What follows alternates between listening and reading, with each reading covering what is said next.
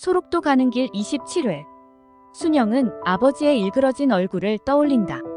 뭉툭해진 손과 발 그리고 피고름이 흘러내리던 아버지의 얼굴과 발을 떠올리면서 진한 피울음을 토해낸다.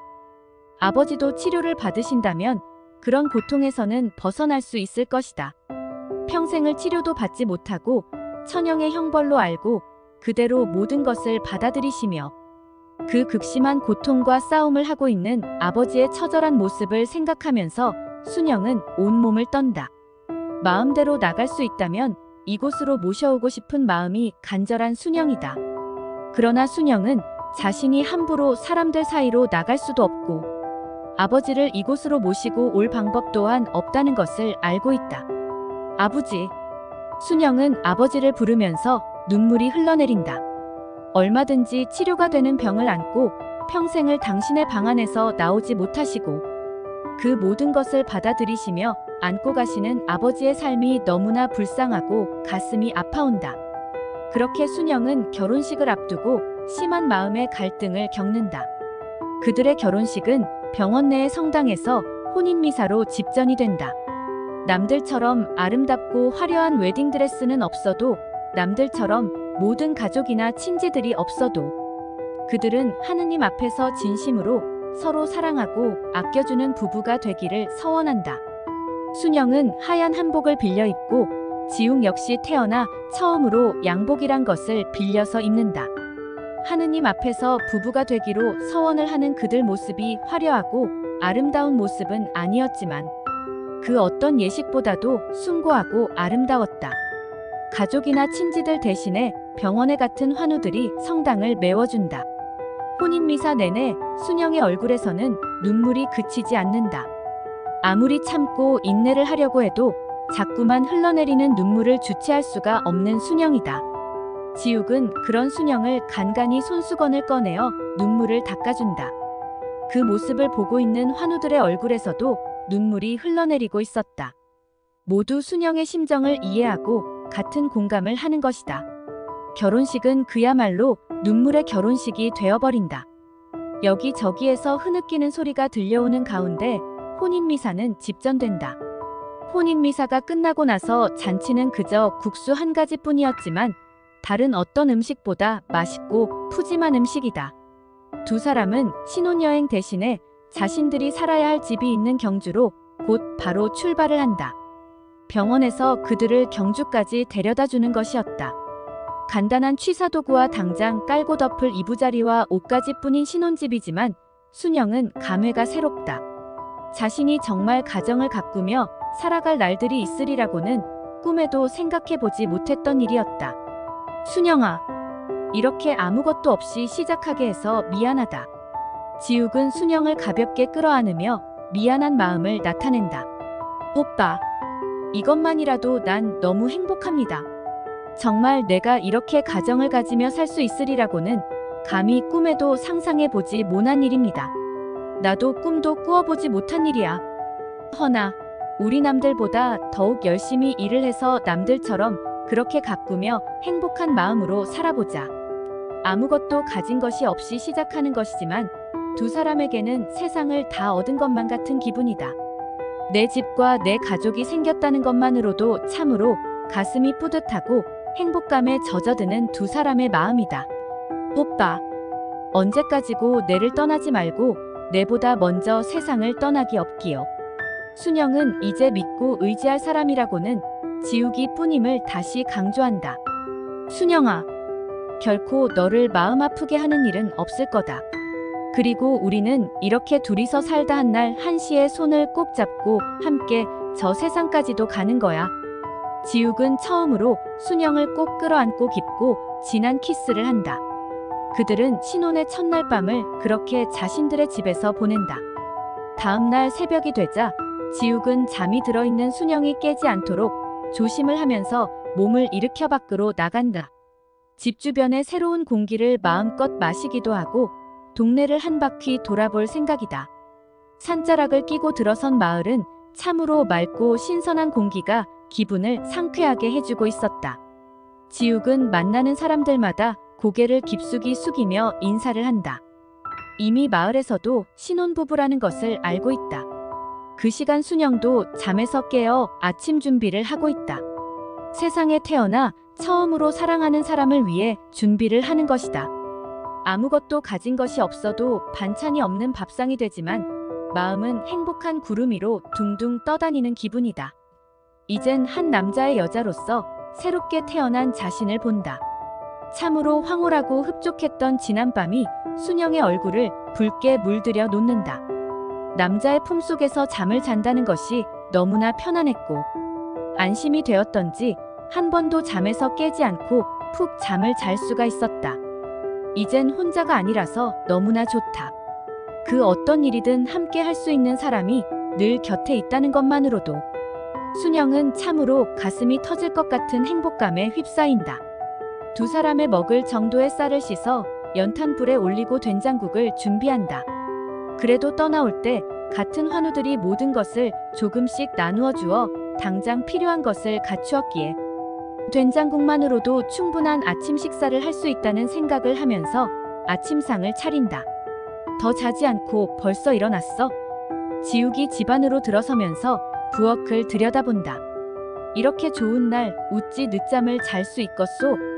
별 반찬은 없지만 우리 둘만의 아침을 이렇게 맞이하는 것이 처음이니 참으로 행복하고 좋습니다. 그들은 밥상에 마주 앉는다. 된장국과 환우들이 준비해준 밑반찬 두어 가지뿐인 밥상이지만 어느 진수성찬보다도 더욱 맛나게 그들은 식사를 한다. 지금까지 많은 날들을 함께 아침을 맞이하긴 했지만 이렇게 집안에서 편안하게 잠을 자고 아무런 걱정 없이 아침을 준비할 수 있다는 것이 두 사람에게는 무엇보다도 큰 행복이었다. 이젠 심한 통증에 시달리지 않고서도 살아갈 수 있다는 것이 무엇보다 편안하고 좋은 것이다.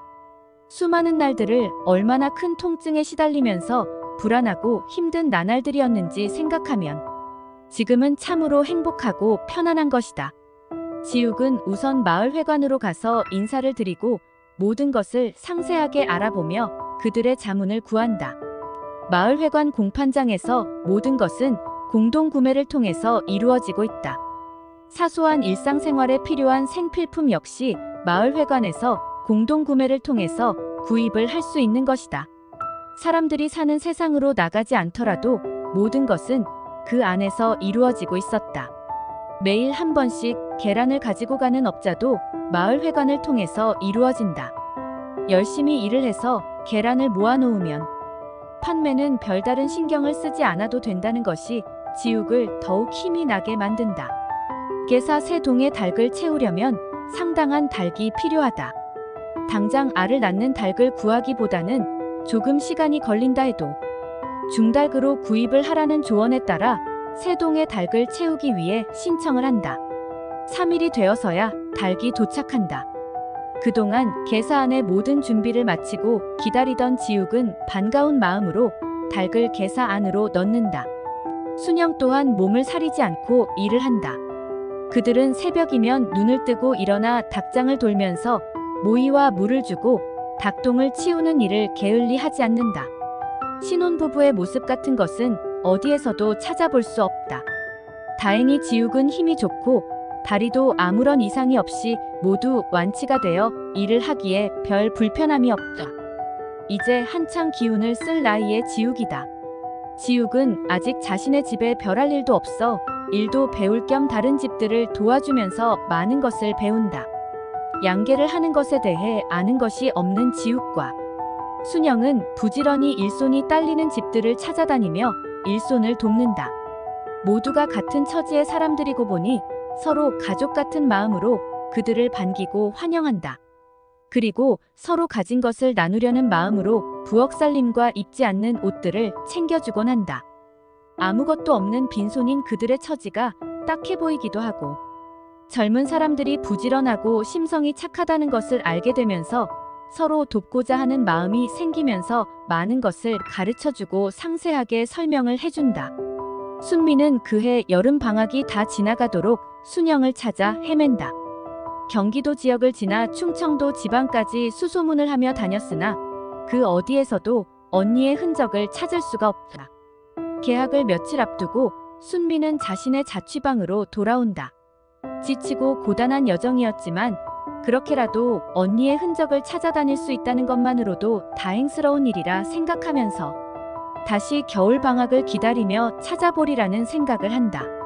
진성은 순미가 아무런 소득이 없이 돌아오자 자신이 더욱 죄인 같다는 생각을 하면서 마음이 아파온다.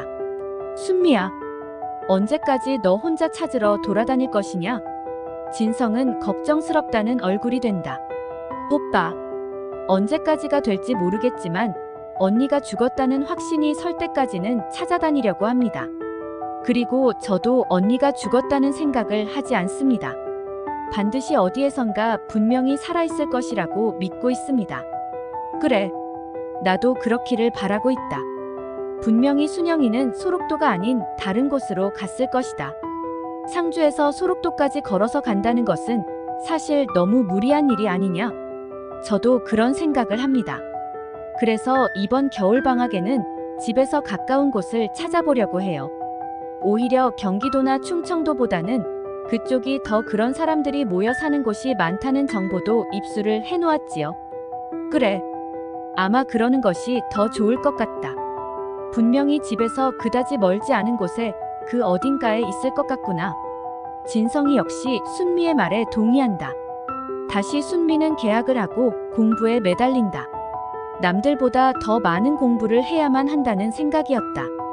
순미에게는 다른 사람들이 즐기는 대학 생활의 낭만 같은 것을 즐길 시간이 없다. 공부를 하는 틈틈이 나병 환자들이 모여 살아가고 있는 곳들에 대한 정보 수집과 나 환자들을 수용하고 있는 병원들의 정보를 알아본다. 그러나 어떤 기관에서 조차 그 정확한 통계나 장소를 알 수 있는 곳이 없다. 그러나 순미는 포기하지 않고 꾸준히 정보를 입수해 나간다. 그렇게 순미는 순영을 찾는 일에 매달리면서도 공부를 게을리 하지 않고 바쁜 학창 시절을 보낸다. 순미에게 관심을 보이는 남학생들도 상당히 되었지만 순미는 전혀 그런 곳에는 눈길조차 보내지 않는다.